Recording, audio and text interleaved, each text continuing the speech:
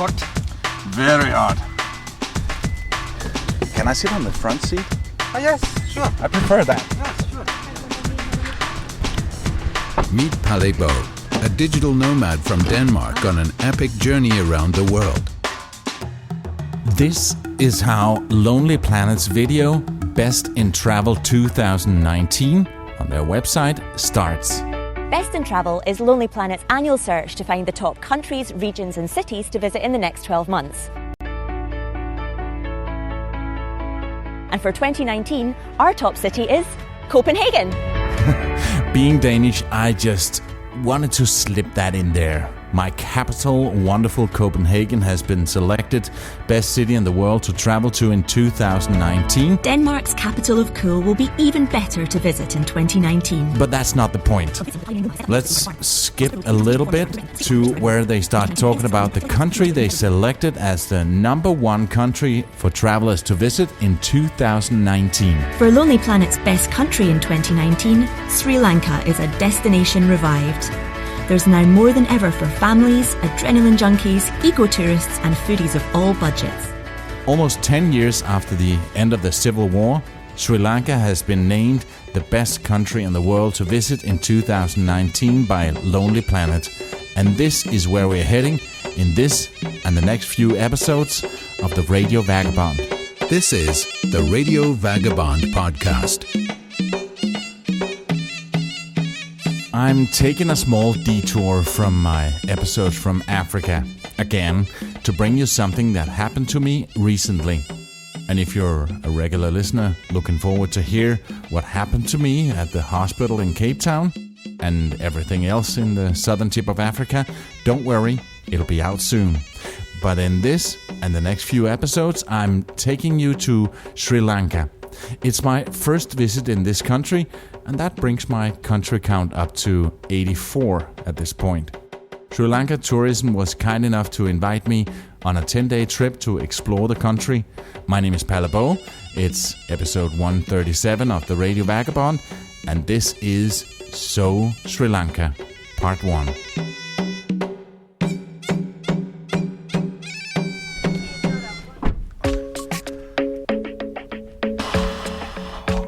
What you heard in the beginning of this episode was me arriving in Sri Lanka wearing jeans, a long-sleeved shirt, and my jacket over my arm.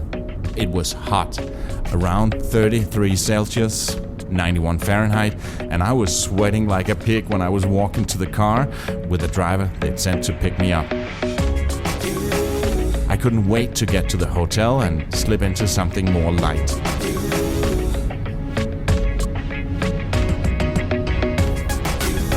The Radio Vagabond is supported in part by Hotels25.com. And speaking of hotels, in the next 10 days we're staying at 6 great hotels around the island. The first one is Cinnamon Lakeside. It's a 5-star hotel in Colombo. Accommodation in Sri Lanka is reasonable compared to Western prices. Just to demonstrate Hotels25.com, I did a quick search on Cinnamon Lakeside in Hotels25. When I search, I get different prices from different hotel search sites. I get results from 8 different sites. Agoda, Get a Room, Aroma, Expedia, Hotels.com, Prestigia, DTF Travel, and something called Skoosh. Have you ever heard of Skoosh? Imagine that Skoosh.com had the best price. Would you have found it? Well, you would with Hotels25. The prices of the exact same room varies from $75 to $117. It is the exact same room, a double room including breakfast, at different prices. In this case, the best offer was from Agoda, but that's not always the case. It varies from search to search. And that's why Hotels25.com is such a great tool. You could search all 8 sites yourself, including Skoosh, if you have nothing better to do. But why would you when there's a website at your fingertips just ready to do it for you? Please try it and save both time and money. Hotels25.com. I'll put a link in the show notes to Cinnamon Lakeside so you can see for yourself. I also put some pictures of it on theradiovagabond.com.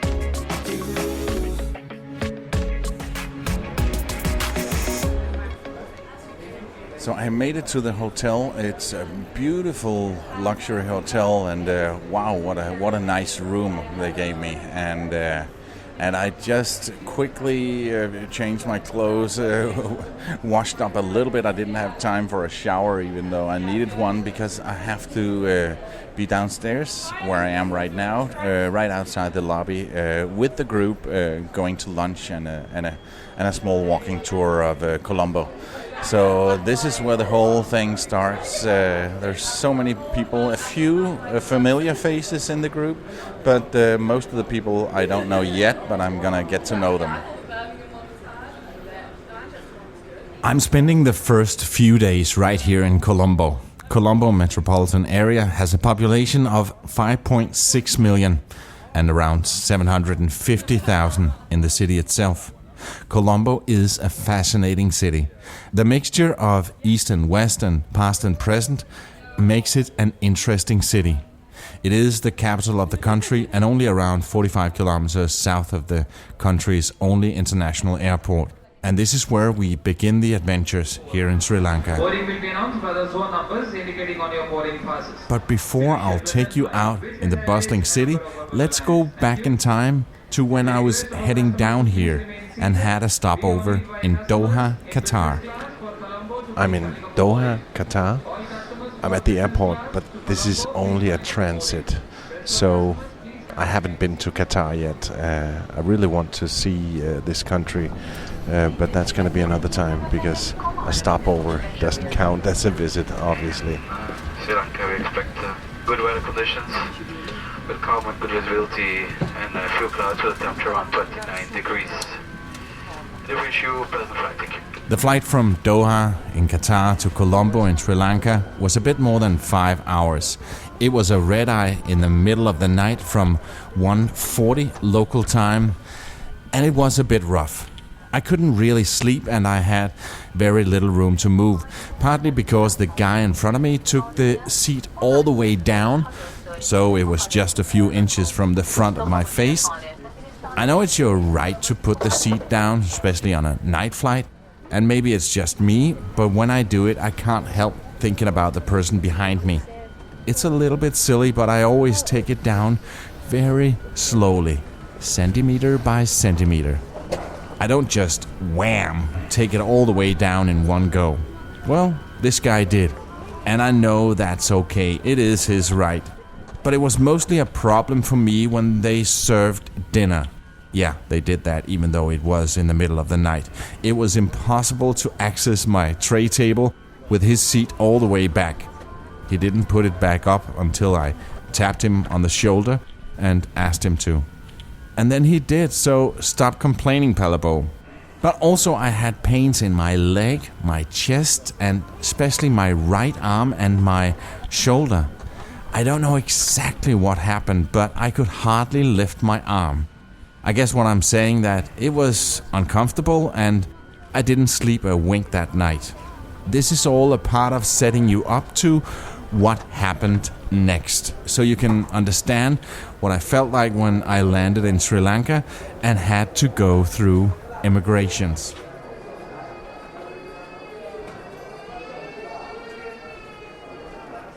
It was one of those typical airport immigrations with around 10 counters. You choose one line, wait for a while, go up to an officer that looks at your passport, the little slip that you filled out, and your visa, types in a bit in a keyboard and stamps your passport. And in this case also puts a small sticker that he prints out on a special little printer. This will become important for this story later. I chose a line and then I could see that the line beside me was a little shorter. I chose to jump over to that line. That turned out to be a mistake. The lines weren't really that long. I think I only waited around 10 minutes for it to be my turn. At this time, it was 9:40 in the morning, local time. Morning. As you can hear in my voice, I was cheerful and feeling good, despite my shoulder pains and the fact that I hadn't slept much that night. And I was having a nice chat with the smiling officer. Yes. Can't wait to see the country. Yeah, About time. It's been on my list for so long. He did all the things he had to and pushed enter on his keyboard when he'd done processing everything. He only needed to print out the little sticker and put it in my passport.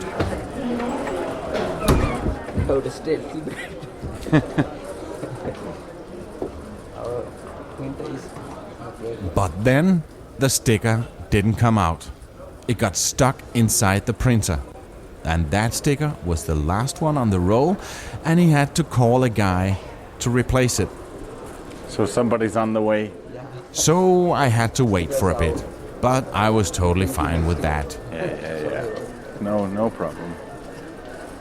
Otherwise I'd just be standing waiting for the suitcase, so it doesn't really matter. I thought if I wait here or wait at the baggage claim for my suitcase, that would be the same. After waiting 10 minutes for the tech guy to bring a new roll of labels, he left me to go find him.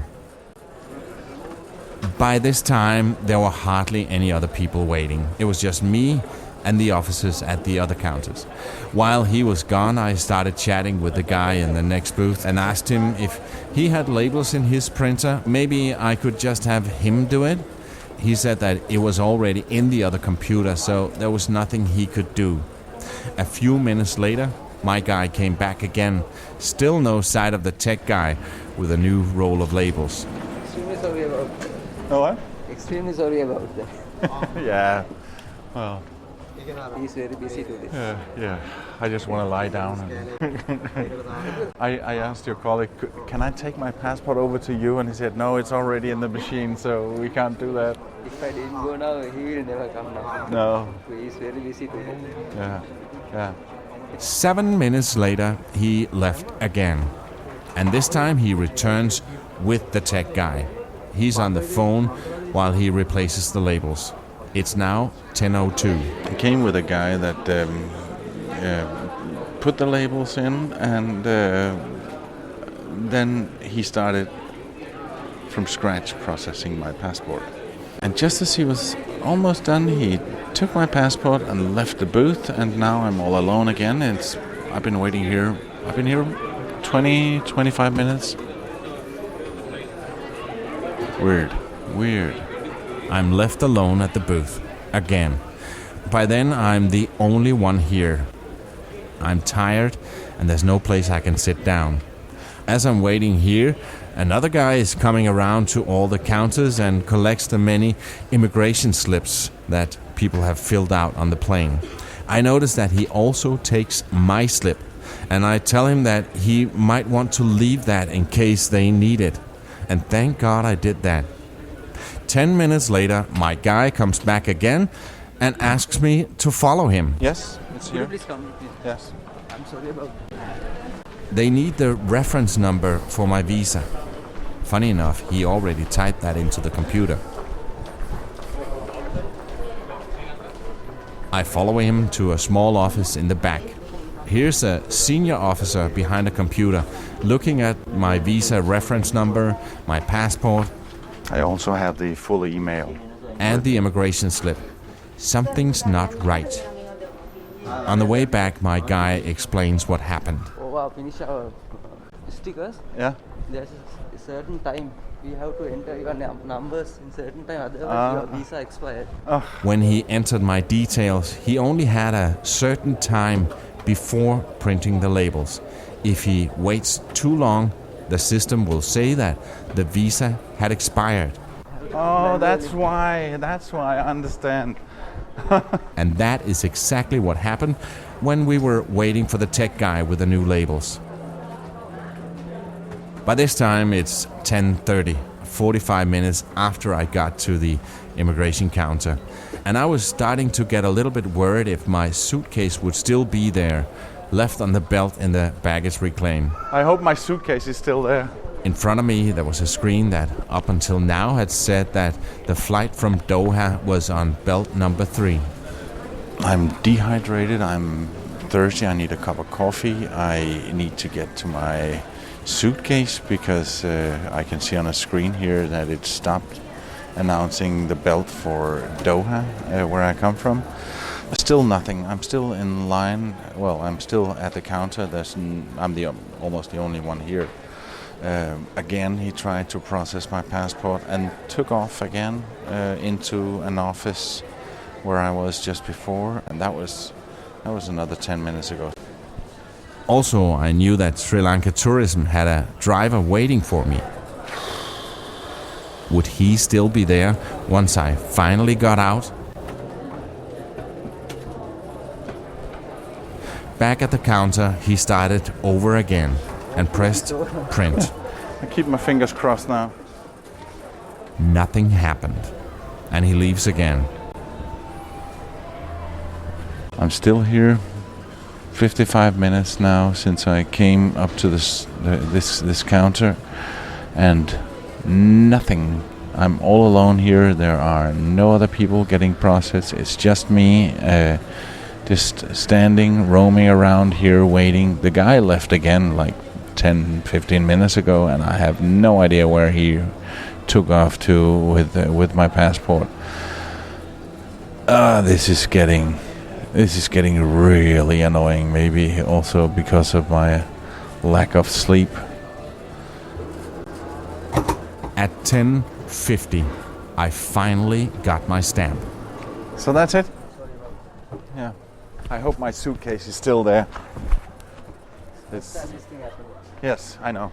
Thank you. I go to the baggage claim and hope to find my suitcase. It's not on the belt anymore, but thank God I found it just lying flat on the floor in the middle of the room beside the belt.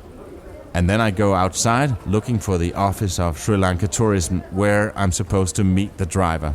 Here I'm greeted by two smiling women that gives me a flower necklace. Thank you. Thank you. Oh, beautiful. Thank you. How was the flight? Good? It was good. I'm tired. I didn't get to sleep. So shall we take a picture with us? Yes. I have... my arm is hurting me. I don't know why. Go to the Radio Vagabond and see a picture of both those smiling faces and my suitcase on the floor. As soon as I step outside with Karu, my driver, I get hit by a wall of very warm weather. It's a little bit cloudy today. The weather forecast said that it's going to be heavy clouds and thunder and stuff like that, but it doesn't look that bad. When we come back, we're taking a walk in the hectic bazaar area of Colombo. This is a very busy area of the Colombo. The Colombo 11 is called PETA. Produced by radioguru.co.uk, this is the Radio Vagabond. My name is Palle Bo. Stay with us. I got an email that I'd like to share with you. It's from Tyge. He writes, "Hi Palle, I really hope that you're doing well. But you can't just publish an episode the worst day of my life and then don't put out any episodes. As an eager listener and a huge fan of your stories, it's frustrating not to be able to do anything. I'm really looking forward to the next episode. All the best, Tyge.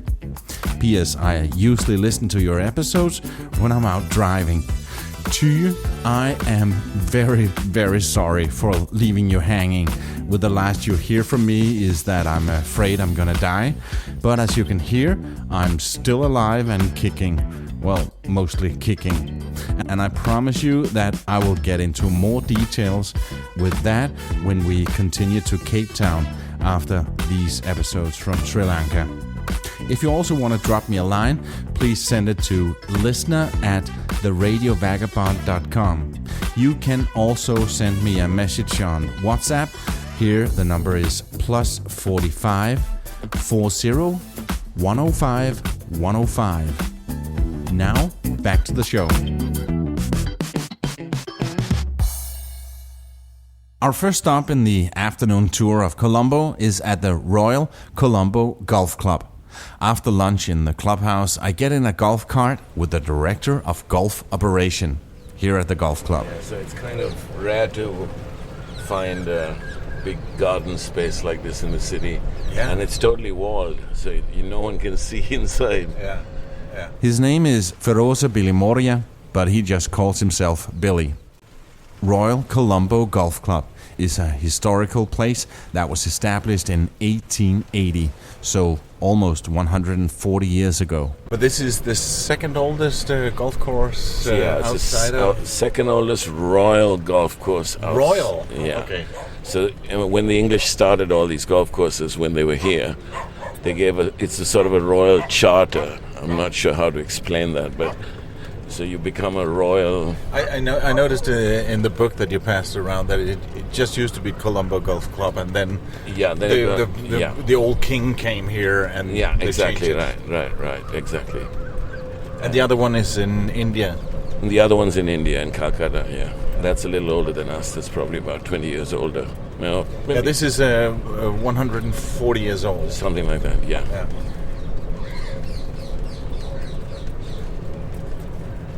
It's got history, it's got heritage, and it's got a couple of unique features which I'll show you along the way. It's got some beautiful old trees. Like take for instance this tree here. This is a magnificent old tree. Wow. It's probably older than the club itself. What kind of tree is that? It's in Sinhalese it's called a Mara tree, M-A-R-A. Not exactly sure what the English translation is. Huge. Yeah, it's massive. It's got an unusual feature that not many golf courses have, is that it's got a public railway line that runs right through it. Oh my God. Yeah, so that's kind of a neat feature. How do you prevent somebody from accidentally shooting a golf ball into the train window? Well, they don't go too often, so it's like maybe 4 times a day. So people just kind of wait, and it's not directly across. It's on the side. Yeah. So it very rarely happens that you actually hit one into a train. Yeah. It has happened, but not too rare. And that train doesn't respond when you yell 4. Definitely not. It's probably yelling, it horns and yells 4 at us. Billy tells me that it's a members club, but tourists can come here and pay and play. Yeah, we have about 3,000 members, of which about maybe 600, 700 play golf. Okay. So it's not a big golfing nation. It's more of a cricket nation than golf. So cricket, rugby, football. I read someplace a fun fact about Sri Lanka that cricket is the most popular sport, but the official national sport is volleyball. Exactly. It's like, what? Yeah, I know, that's a bit strange. Cricket is the most popular sport, and we're probably, as far as how good Sri Lankans are, we're probably pretty good at cricket at world class wise. Okay. Yeah. So this is the railway line that runs. We also get to the railway tracks at the edge of the golf course, just as the train is approaching.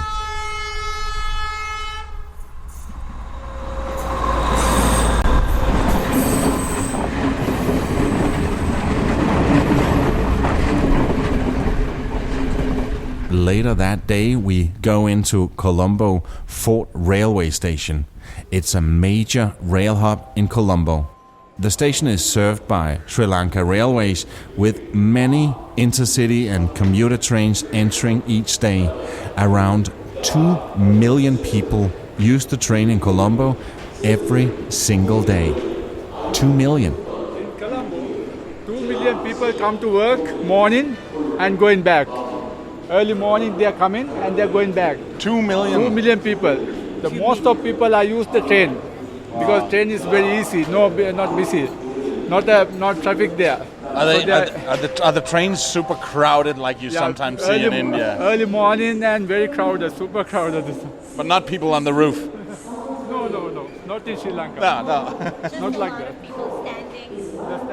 The Fort Station was opened a bit more than 100 years ago in 1917 as a new central station for Colombo, and it was built on reclaimed land where the Beira Lake used to be.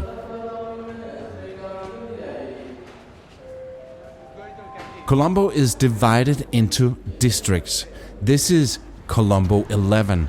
the Petar Bazaar area. Yes, this is a main street area. This is Reuter, one of the local Sri Lankan guides. This is a very busy area of the Colombo. The Colombo 11 is called Petar. So this part is given to the British people during the British people in 1948. Before the 1948, this part is given to the small traders. For the small traders to the trading around this area. So we see a lot of bag shops. Yeah, bag shops are there. Also bag shops are there. This place. Yeah. There's one road is only belongs to bags. Yeah. And there's a first cross street belongs to electricity. Okay. Electric items. Yeah. So like that, different streets belongs to different items are there. Yeah. First cross street. All electric items are there. This is the first cross street. Only electric items are there. Very popular electric items.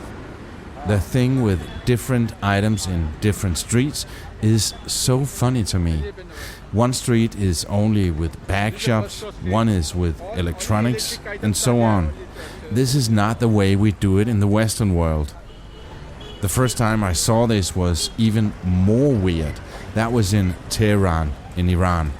Here there was one street selling only bridal dresses, one with shops selling chandeliers, one with wheelchairs, and the most interesting street, only shops selling old-time record players, the so-called phonograms. You know, the ones you see in the logo from His Master's Voice with the dog sitting in front of this horn. And remember, it wasn't just one shop, it was a street full of shops. However they were able to make a business out of that, I have no idea. Okay, back to Colombo. So this is the main street. This belongs to the most of shops are coming from India. Goods are coming from India. Yeah. There's items are sari and everything salwar. For the most of people are coming, for the Indian people are coming and buying us from this area.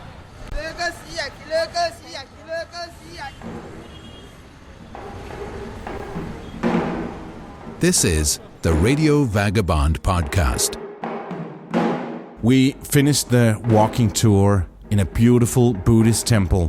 As we enter the first room with the biggest Buddha statue, people are kneeling and worshipping the statue. And then there are some guys playing music. But this is not the only room in the temple. The Buddhist temple, the normally concept there. There's the one is the Botri and the stupa and the shrine room. This is Reuter again. He explains how Buddhists go from room to room. First, people are worship the Buddha statue, and then after the Buddha's ornaments, the Buddha's relics are kept in there in ancient stupa, and this Buddha the Buddha is utilized the Botri. So this temple is a very old old antiques are there, antiques goods are there. There are different religions in Sri Lanka. About 18% are Hindus, 7% Muslims, also close to 7% Christians, and around 69 of Sri Lankans are Buddhists. So Buddhism is by far the biggest religion. Yes. Sri Lanka population 21 million, Muslim 7%, and Christian 7%, and Hindu, the Tamils are Hindu, is 18%. Buddhist people, 69% Buddhist people. So the Buddhists are the most of people are Sinhalese. So they come to follow the Buddhism in there. And that was all from the first day in Sri Lanka. Only the first day. I'm not saying that there's going to be an episode per day of the 10 days here, but there's going to be a lot more. And this is it for this episode. But don't skip the rest, because in a few seconds you can hear a bit about what to expect in the next episode, and then you'll hear me old school rapping on a tour bus. The Radio Vagabond is partly supported by Hotels25.com, and the trip to Sri Lanka was made possible by Sri Lanka Tourism. See more on srilanka.travel. The Radio Vagabond is produced by radioguru.co.uk, where I also help produce podcasts for others. On the radiovagabond.com, you can see pictures and find links to all the things I mentioned. In the next episode, we're going to a spa/hotel/hospital/healthy food place/medical product producer and much more in just one place. Here I get a massage, and then you'll hear me do some old school rapping on an open top hop on hop off tour bus. Or should I say hip hop on hip hop off tour bus. Take it away, beatboxing travel Dave. With a hip hop, a hip to the hip of the hip, hip hop, and it don't stop the rocket to the bang bang, the boogie, say up jump the boogie to the rhythm of the boogity beat. Now what you hear is not a test, I'm rapping to the beat. And me, the crew, and my friends are gonna try to move your feet. My name is Palabo. I'll be back very, very soon with more tips on what to see here in Sri Lanka. See ya!